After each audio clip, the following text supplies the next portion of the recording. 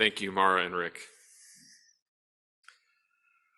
All right, now, if you would rise in body, mind, spirit, all of the above as you're willing and able, and join us in singing hymn number 18, What Wondrous Love.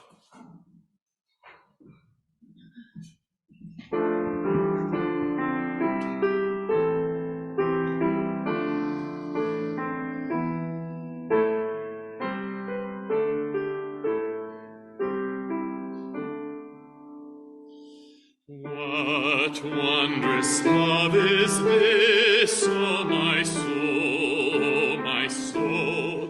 What wondrous love is this, oh my soul?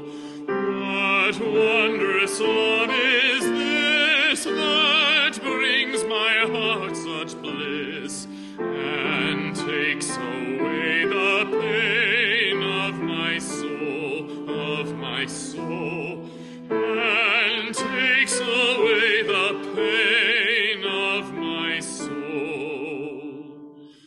When I was sinking down, sinking down, sinking down. When I was sinking down, sinking down.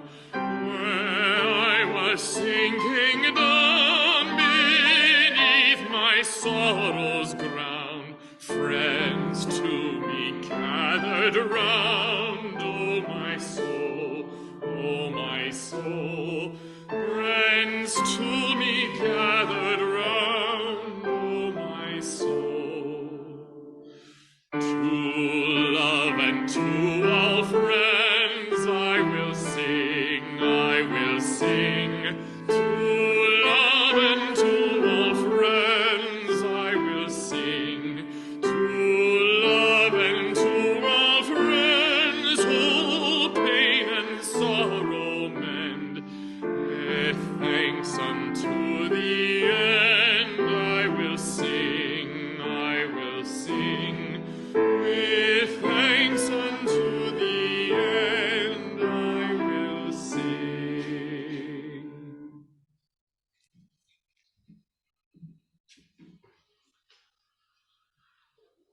You may be seated.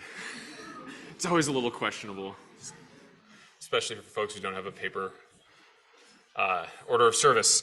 Come, come, whoever you are. No matter your age, your size, your color, the color of your eyes, your hair, your skin, you are welcome here. No matter your gender, whom you love, how you speak, or whatever your abilities, you are welcome here.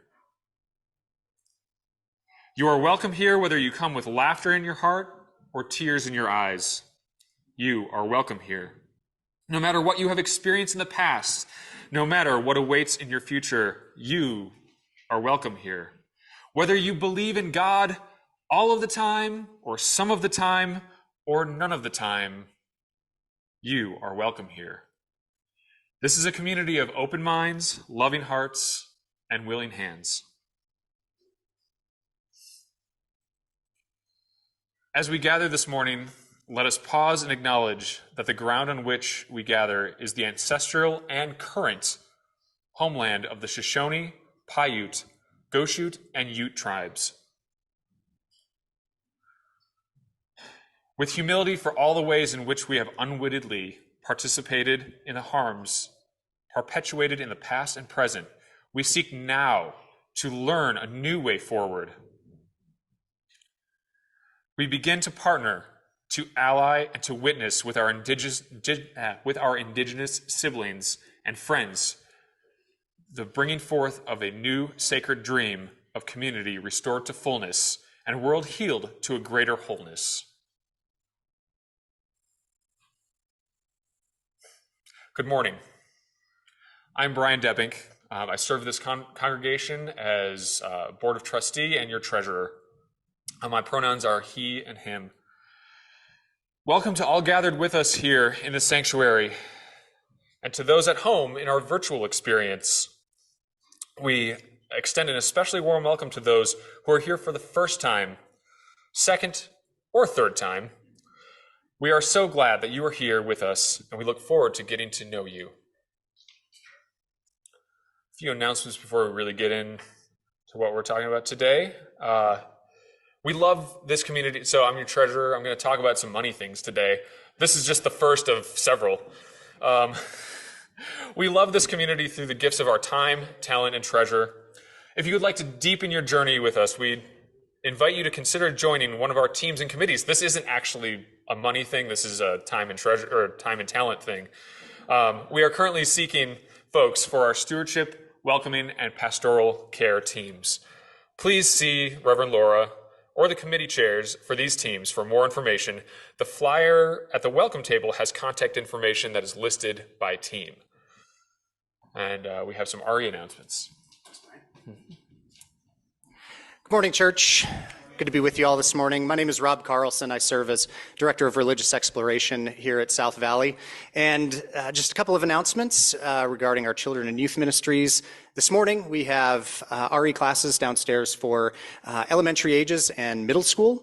And then if there are still any high schoolers out there who might not have caught the message, the rest of the group is meeting just around the corner on Fort Unit at Beans and Brews. We also, this morning, don't have a child care provider, unfortunately, for our kiddos 4 and younger. However, those kiddos are welcome to join me and our toddler and pre-K class downstairs, if you wish. Thank you.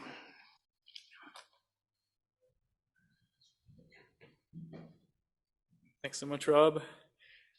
We'd like to just take a minute now to fully arrive and appreciate one another's presence. So we'll just do a couple minutes to share the warmth of community. So feel free to greet your friends around you, greet somebody you haven't seen in a while, maybe meet somebody new as well. Let's do that for a few minutes.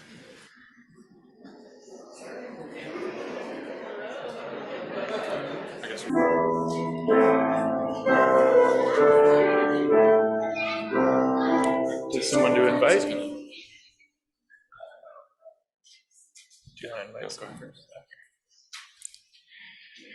All right, everybody. At this point, we'd like... Oh, sorry? All right. I'd like to quickly invite Tessa Wilcox up. We're going to take a minute to light our communal chalice. Hi, Tessa. Thank you so much. Do you want to help her? Yeah. All right, and as Tessa helps Brian out over here, we invite you all at this time to stand in body, mind, or spirit as we say our chalice lighting words together. Feel free to use our actions if you want. Let's get as much movement as we can. Those at home, of course, are invited to light a chalice in your home as well and share in this ritual by entering the chalice is lit at and the name of your street in the chat box on Zoom. All right.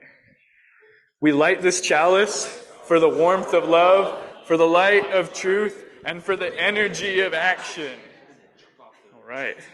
Thanks so much. And actually, at this point, I'd like to invite all of our young and young at heart just up to join me at the front here for our time for all ages. Yeah, getting as much movement as we can.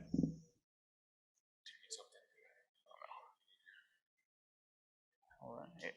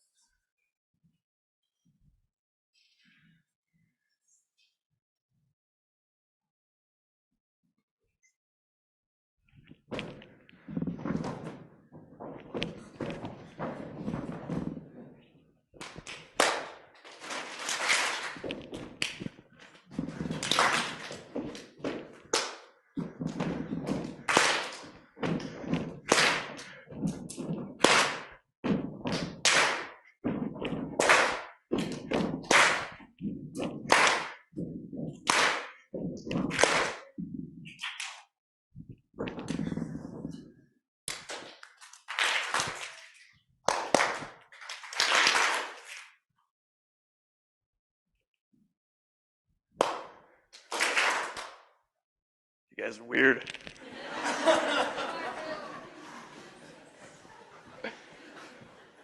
In a delightful way. In a delightful way. What just happened? Any ideas? Yeah. Oh, that's cool. So there was some sign language. What about early on, too? Was that like a normal time for all ages? Yes? I'm saying a yes? What happens during a normal time for all ages? That takes some of the pressure off of me. That does. It took some pressure off Rob. That's good. There's usually some storytelling. But what was that? What was happening early on? What was this thing about? It was kind of weird, right? It was different. How did you feel when I was just sitting here, I didn't say a word, just kind of doing this thing? Was it awkward? Was it? It wasn't awkward? Well, what did you guys feel? Tell me more. Yeah.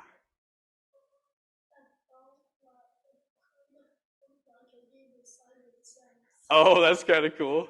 Well, and how about everybody out here? How did you feel when I wasn't saying a single thing, just kind of sitting here? It was funny?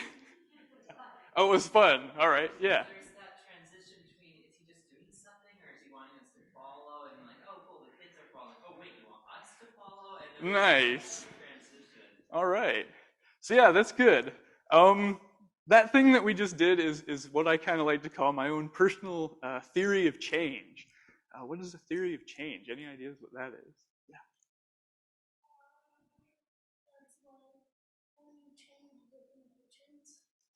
Change different motions and things like that? That's good. Things like, I mean, early on, it was just me kind of sitting here doing this, right? And there's maybe 30 seconds where I couldn't find anybody willing to do it. I'm just kind of sitting here doing this. And I think Brian started to come in. We had a few of you join in. What happened then? Once we got a few more people doing it. Seems like more people. Yeah. That's good. Yeah. Oh, that's good. We got more people involved. And soon we had everybody in the whole church getting involved as well. The idea behind that is like when you're trying to make some kind of change in your life or in the community or any group that you're a part of, sometimes it's a little lonely at first. You might feel a little awkward. I know I felt strange. I was kind of like, is anybody going to actually see what's happening here? Or should I just kind of, nope, we're just going to do this for like 40 more minutes. That's good. But no, we eventually got there. We eventually got some people recognizing it. But the idea is that if you do those things, if you're consistent with them, eventually you'll get some people accepting you, doing the thing with you. Maybe they don't get it. They don't know what's going on, but they'll accept you, embrace you. And maybe hopefully that's something that you can carry with you just a little bit this week. My strange non-storytelling story time. But thank you all for taking part in that. And thank you all for joining in too. That was kind of fun. We'll go ahead and send our children off, but we'll send them off in song. The words should be in your order of service as well, if you're not familiar with them.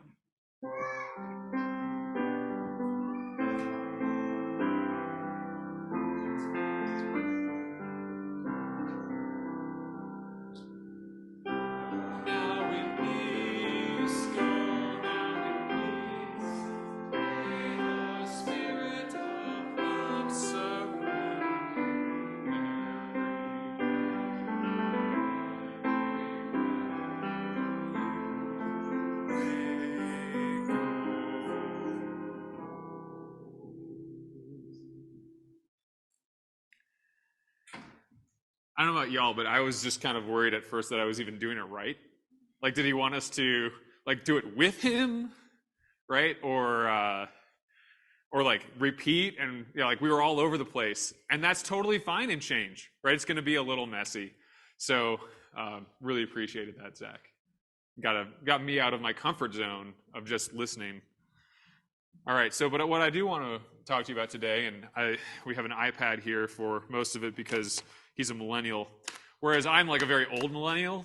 I'm a zennial, so I still like prefer paper. Although I'm not sure I might be a convert because I am technically a millennial, but we like to consider ourselves better.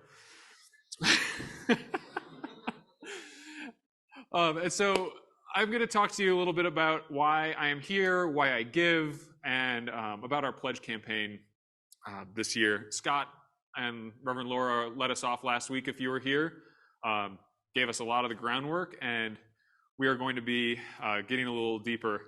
I was realizing in researching myself what I was going to say about myself that I've done this a couple of times, and so I'm stealing a lot of this from 2019. So for all of you who remember that 2019 speech that I gave, that was amazing, and everybody just opened their checkbooks and immediately started throwing cash at the chancel.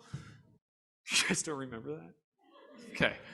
Well, I apologize if you remember fondly any of the jokes I'm about to make, and then you don't laugh.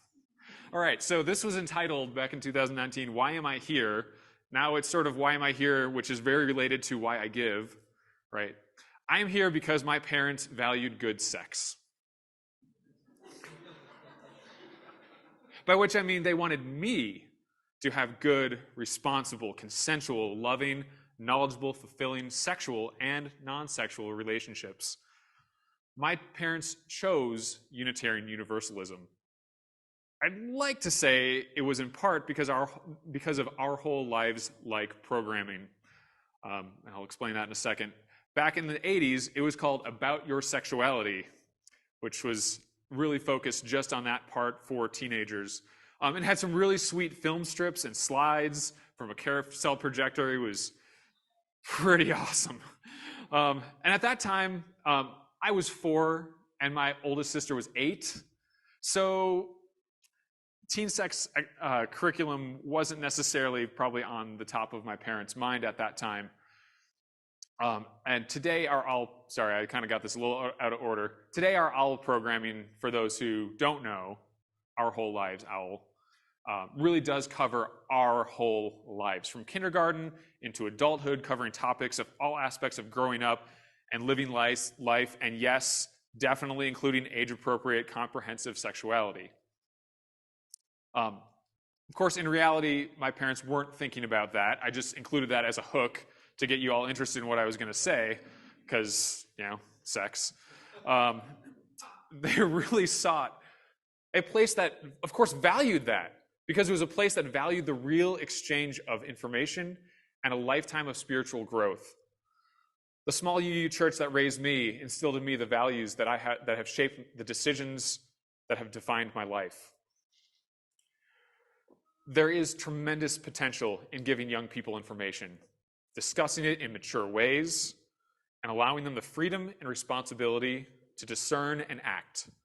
And again, it's not just sex and OWL, it's how we act in the world as UUs. We have a redeeming message of love and respect, and that's why I'm a UU. And that's why I'm raising my kids UU. And that's why I aspire to be a small e evangelical UU. But why am I here? Why am I at this church? I come to this church to be challenged. I have so much privilege in my life. How do I channel that? And I come here for help with that. I believe the role of UU churches, and really should be all churches, is to comfort the afflicted and afflict the comfortable. And most of the time, I need affliction. Wake me into action.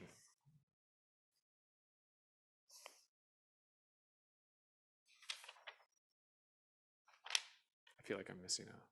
Oh, all right. So one of the first services I came to here, Reverend Patty, who was on her way out at the time. I tend to come right when ministers are leaving. But she talked about the need for our collective need to reconcile with Native peoples in Utah. We have the land acknowledgement that we do at the beginning of every service that you heard me read, which has built on her work, and we continue to want to build on that work going forward. And so, that's not the kind of discourse that I found elsewhere in the Valley.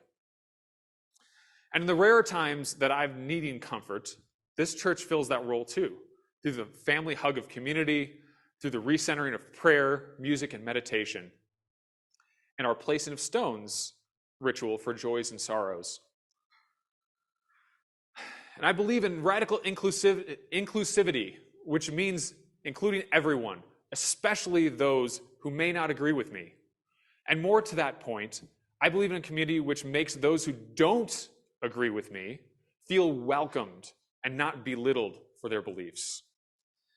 As our interim minister at the time, back in 2019, mind you, Reverend Bob said, I wanted to include this because it needs to be cited, the source. He said, those with different truths find theirs every bit as true as you find yours. And just to put that in slightly different words, you don't have to think alike to love alike. I believe this community and the individuals in it can rise to that implicit challenge. So before I close what I would have done 4 years ago, here's my extended plug for this year's pledge campaign, and the very transparently related to it stewardship circles. So we are going to get, I think that Scott laid this out last week, but we don't have the same audience here. So we are kicking this off right now. We are going to have members host stewardship circles, which is a group of 10 or so people in their homes, in the church, in community centers. I had something else to say about that.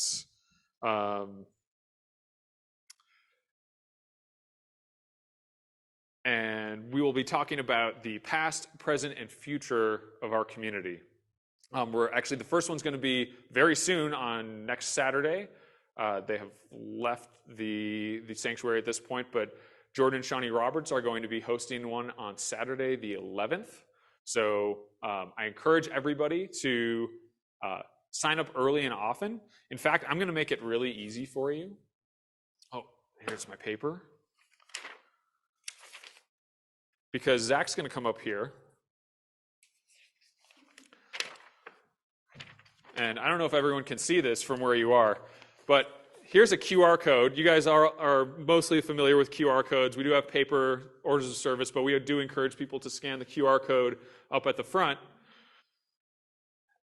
And this is the way that we can sign up for stewardship circles.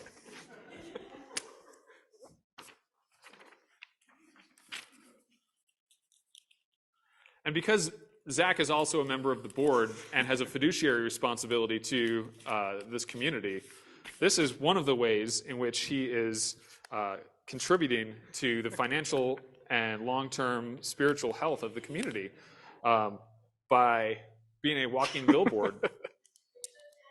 Woo! Yeah. And so, okay, so this link will take you to a sign-up genius. Oh yeah, and Zach, here's one that you can put on me because we have a shared community here while I continue to talk about this. All right, so I have several more. So if anybody wants a scan me sign on their back or front or face, feel free. Scott definitely wants one on his face. He got very excited about the face comment.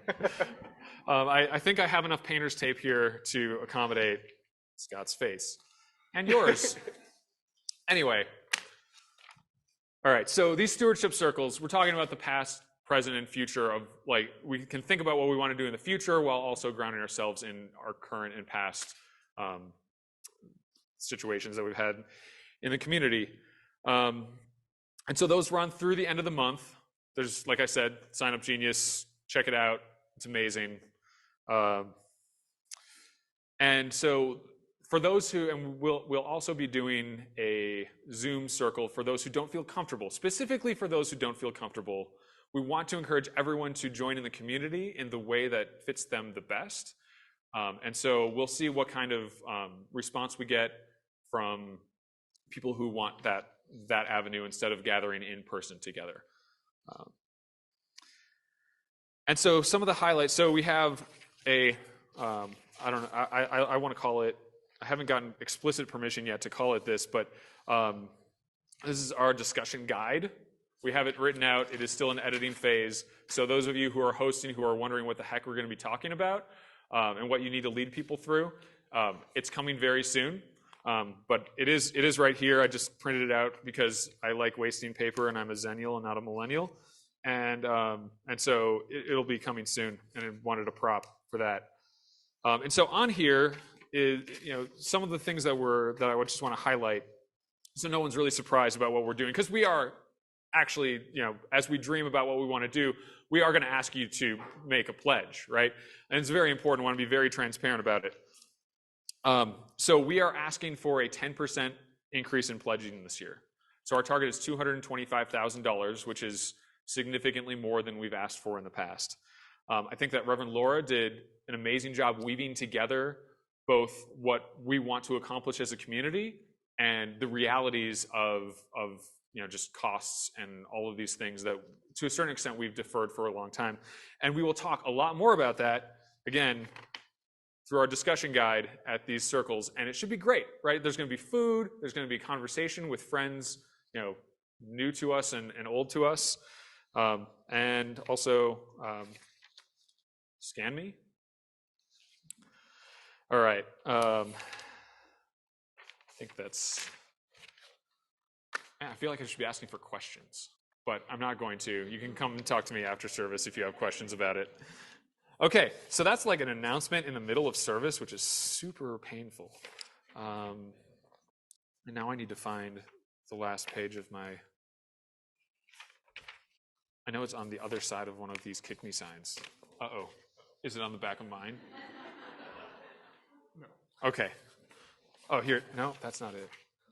I'm the worst. Freaking millennials, why can't you, or zennials, why can't you just do it on an iPad and then it's right there?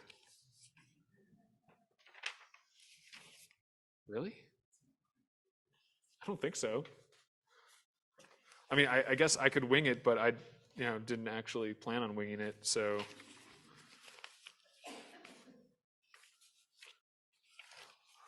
Well, let's just say that that I am here because I find this community challenging. I mean, I guess I already said that, but it's a very nice wrap up. And I accidentally printed it because it was at the end of my... Are you sure it's not on the back of mine? I'm quite sure. Okay. Okay.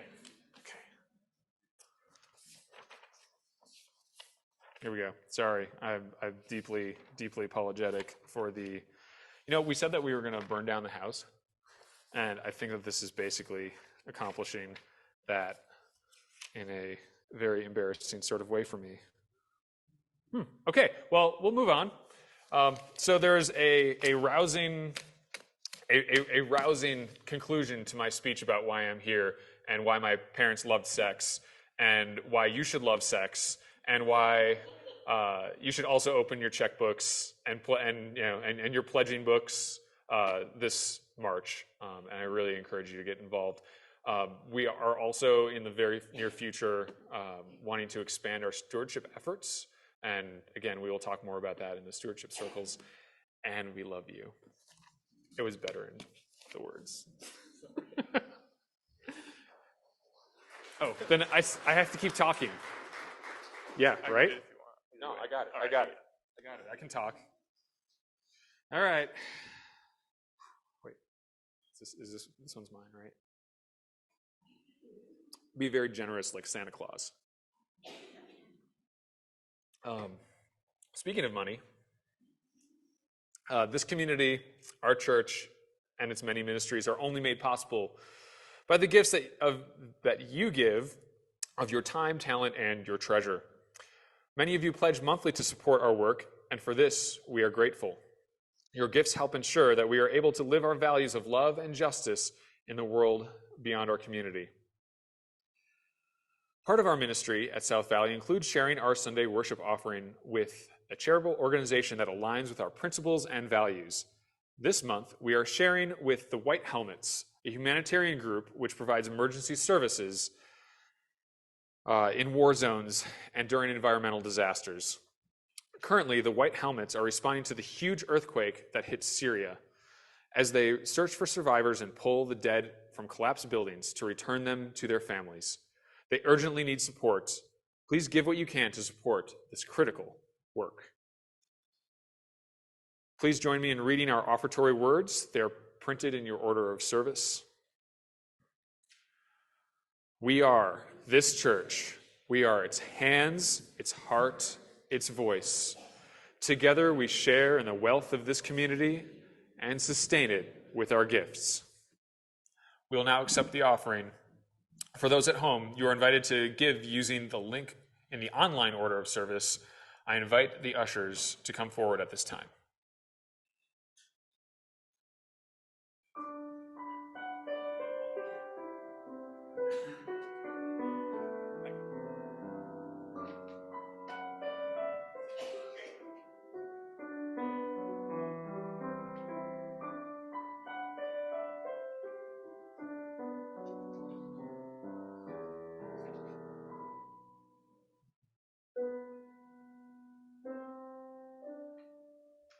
Once I thought I'd never grow tall as this fence. Time dragged heavy and slow. But April came and August went before I knew just what they meant. And little by little I grew. And as I grew, I came to know how fast the time could go.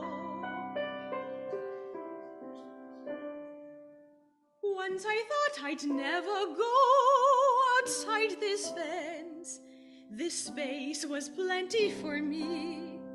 But I walked down the road one day, and just what happened I can't say. But little by little it came to me. That line between the earth and sky came beckoning to me. Now the time has grown so short, the world has grown so wide. I'll be graduated soon. Why am I strange inside? What makes me think I'd like to try to go down all those roads beyond that line, above the earth, underneath the sky?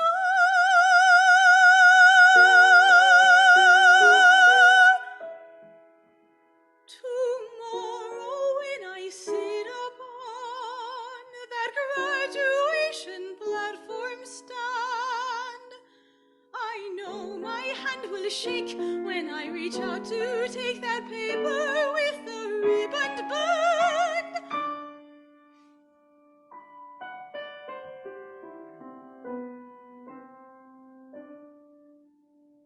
Now that all the learning's done, oh, who knows what will now begin?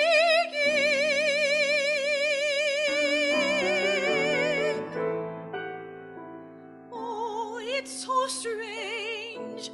I'm strange inside. The time has grown so short. The world so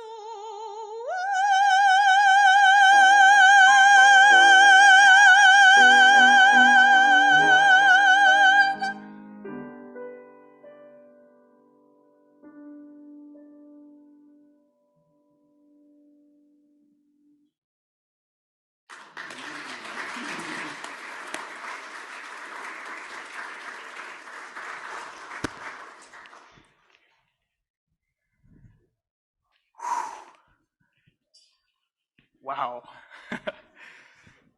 Thank you so much, Isabel and Rick. Oh, actually, for all that we've received and all that we found the courage to give, may we be truly thankful. May these gifts be a blessing both to South Valley and to the White Helmets. Wow.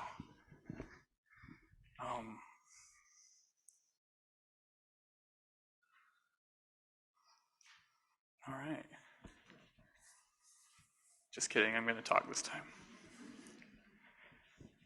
I've been a member of this church for about 5 years now, but in the grand scheme of my life, I'm still a relative newcomer, both to the Unitarian Universalist faith and to religion in general.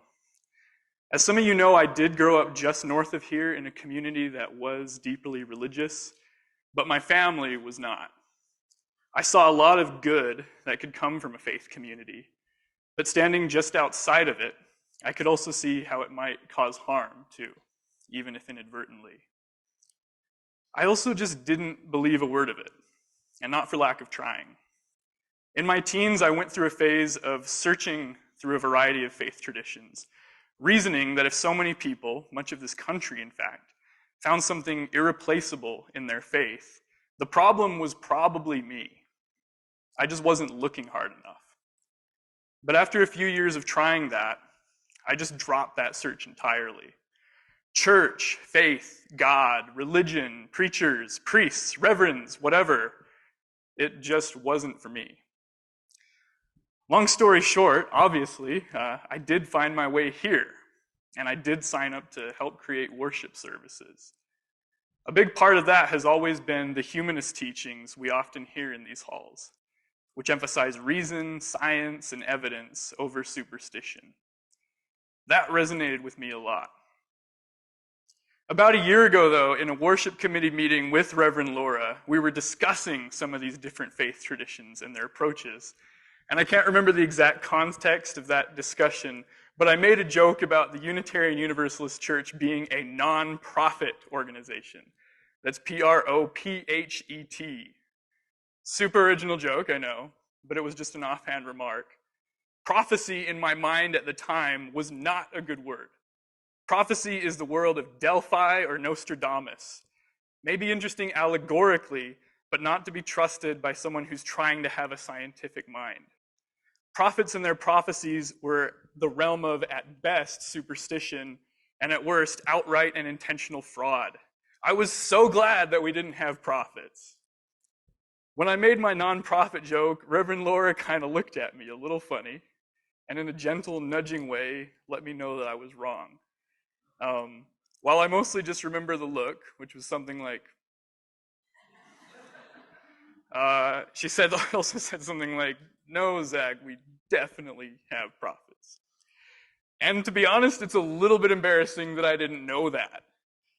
There I was on the worship committee, supposedly someone who's somehow qualified to be doing this, to help create services, and I was exceedingly ignorant.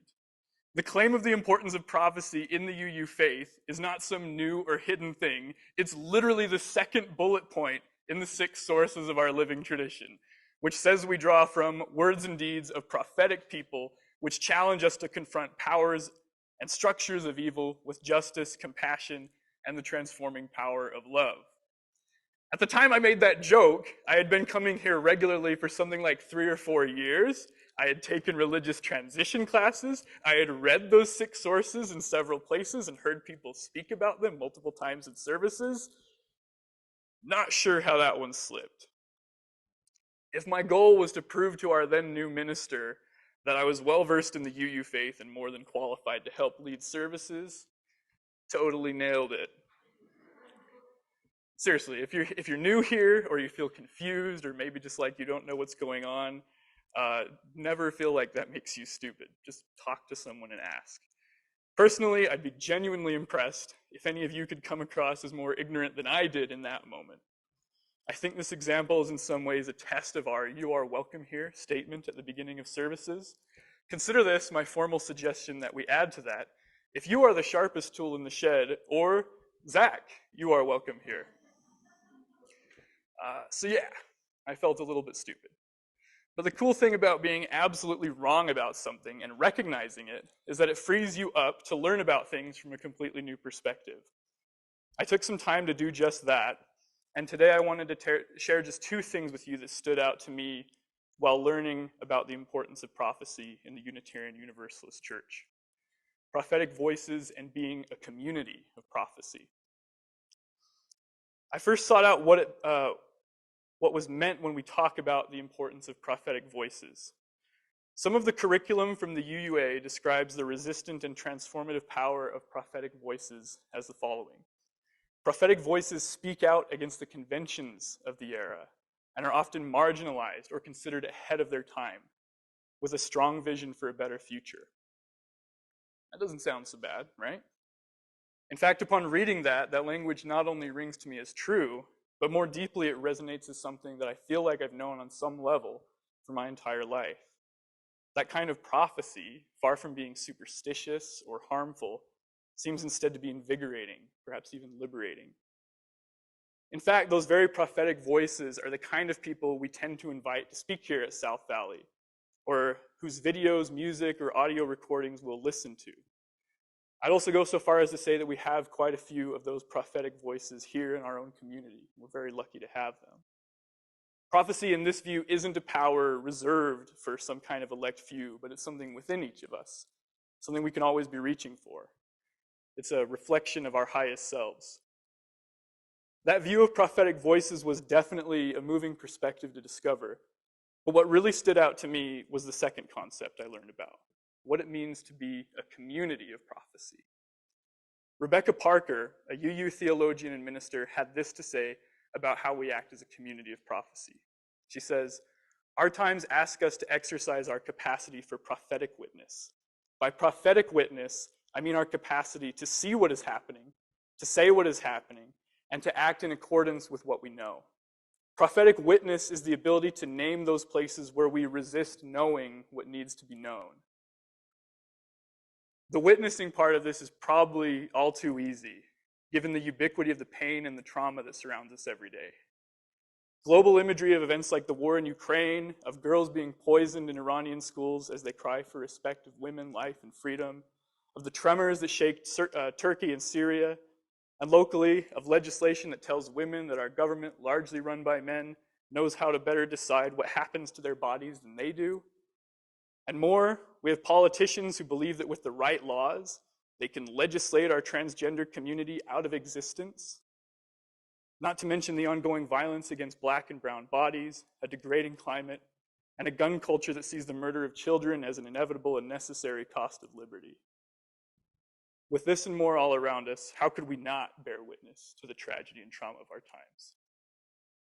And I think everyone does witness those things in one way or another. But to witness is not enough. Prophetic witness is different, as Parker points out. It asks us not only to see what is happening, but to be able to say what is happening and act in accordance with what we know. I can speak with you with honesty and say that the tragedies I've briefly mentioned here and many more have caused me, and likely everyone here, tremendous amounts of mental anguish and pain. Sometimes that deluge is so much that the only recourse for that seems to be flight. A shrinking away of the world into myself, into my home, into my family, my familiar. Why be a witness when to be a witness is to suffer? My answer to that would be that when you witness alone, it honestly may be better to run away. The anguish of this earth can feel like being caught in a hailstorm with baseball-sized hailstones. The torrent of bad news can feel inescapable. None of us, even the best of us, has the mental, physical, or spiritual power to endure long alone. In my mind, then, to be a witness only becomes bearable through and with a community of prophecy. A community of prophecy, like this one aims to be, nourishes each of us with spiritual energy and fulfillment to endure. But more than just enduring, in community we provide one another with the spiritual alchemy to turn that witness into prophetic witness. Together we call on one another and provide ways for one another to always be searching for truth, to seek knowledge, self-improvement, and actualization. We call on one another to listen to those prophetic voices, especially of the most marginalized, and educate ourselves on the often painful truths and realities of our world, but also on the beauty that too often can be hidden just beneath the fray. Most importantly, it helps us generate that critical mass, a movement that not only listens and learns, but one that helps us hold one another accountable in a loving way to take meaningful action on those things that we've witnessed. Prophetic witness and being a community of prophecy is hard. It can be painful. It requires us to get out of that space of comfort and safety and to confront the trauma of our lives and of the world head on. But I think the reward when we walk together is, interestingly, a type of salvation, a resistance, fortitude, and spiritual fulfillment that isn't possible to attain as an individual. With the coming pledge campaign that Brian talked about, I hope that imagery of prophetic voices, of witness, and community, and a community of prophecy remain in your mind as you consider not only what you can give to the church in your time, talent, or treasures, important to be sure, but I also want you to consider something else. What is only possible when we do it together? what is only possible when we do it together? I'll be asking myself that question too. I love this church so much already. I've felt the love of this place and these people during what were some of the most painful moments of my life. So in that sense, I have been a witness, or at least caught a glimpse of what this community can do. I love South Valley, and I can't wait to see what you guys do next.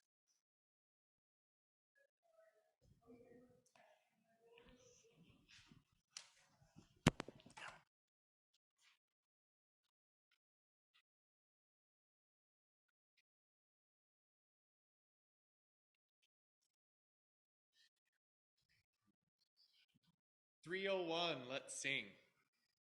3 verses.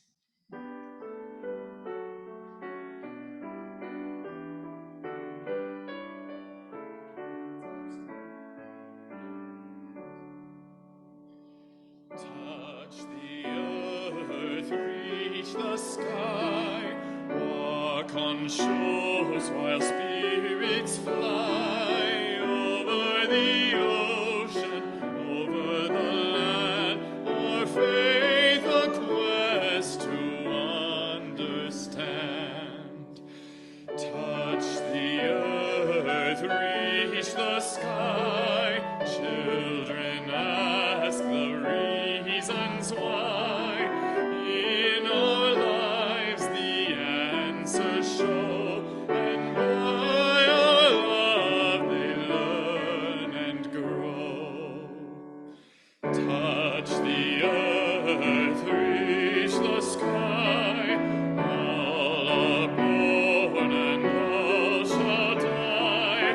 Life's the time left in between, to throw a star to build a dream. Feel free to keep standing. Thank you so much for that. And join me as we extinguish our chalice. The words are in your order of service, and you're invited to say them out loud with me. We extinguish this chalice, but not the warmth of love, the light of truth, or the energy of action. We hold each other in our hearts until we meet again.